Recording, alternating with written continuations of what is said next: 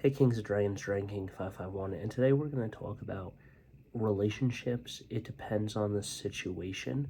So sometimes opposites attract, and sometimes having things in common works. So we're going to talk about how relationships, sometimes opposites attract, and sometimes having things in common works. But eventually you start doing those activities together, you no longer separate. You're no longer separated in doing those activities, and also you're basically dating yourself. That's what I've kind of learned throughout history of like my friends who have girlfriends and stuff. It just doesn't work in the same hindsight or limelight to always have something in common. Sometimes it's good and sometimes it's bad. So that being said, let's talk. And then there's also just like chemistry with each other, like do you have good chemistry and everything. So with that being said, we're going to talk about a couple relationships. First off, let's talk about Leighton. It's true that they had, you know, they had stuff in common with each other and everything. The tortured artist and the tortured basketball player, whatever you want to call it, and everything. And they had the same music and everything. But in the end, I just felt that their relationship was stale and they were just two broody people who just couldn't break down either one of their walls and stuff. Whereas you look at Bruckus and everything, and Brooke and Lucas, where Brooke is a very bubbly person, makes him more happy in the relationship, brings them closer together. Um, and he says, "You're going to be the biggest part of my world," and stuff.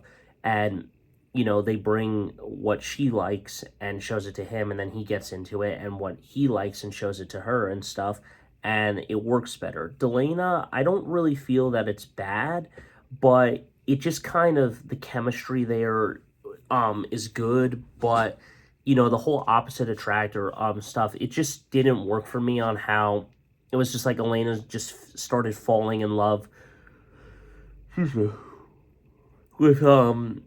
with Damon right off the bat because of the sire bond, or just because it heightened her emotions of becoming a vampire and everything. So I don't know. I didn't really like it.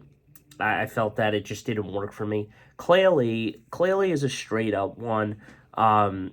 They have similarities. They both feel like their parents abandoned them and never liked them and everything, and they kind of understand it, and they want to do better for Hope and raise her better. So at the end of the day, I feel that their relationship, whether it's romantic or not, would have been a really good relationship to have.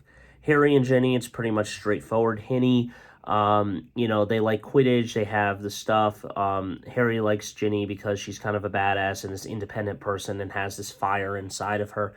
And ultimately, that's the reason that he fell in love with her and everything.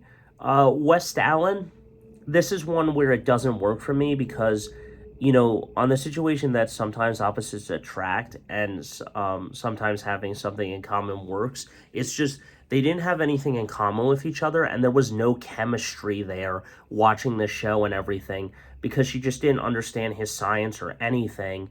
And there are people where you're just like, well, Cara and Barry would have been a good relationship because there was chemistry with them and stuff, regardless if they had opposite likes and dislikes and stuff. And, everything along the lines of that.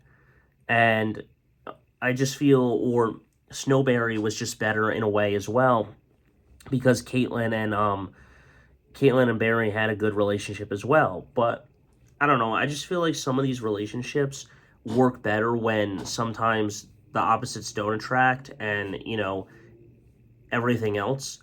But yeah, at the end of the day, it really depends on the situation of where the writers want to go, but it also depends on how the relationship blossoms later throughout life and stuff. Could you see each other as husband and wife or boyfriend and girlfriend or whatever and stuff, and see a future with this person? But that's all I got for you guys. So until next time, don't forget to stay radical. I'll see you in the next one.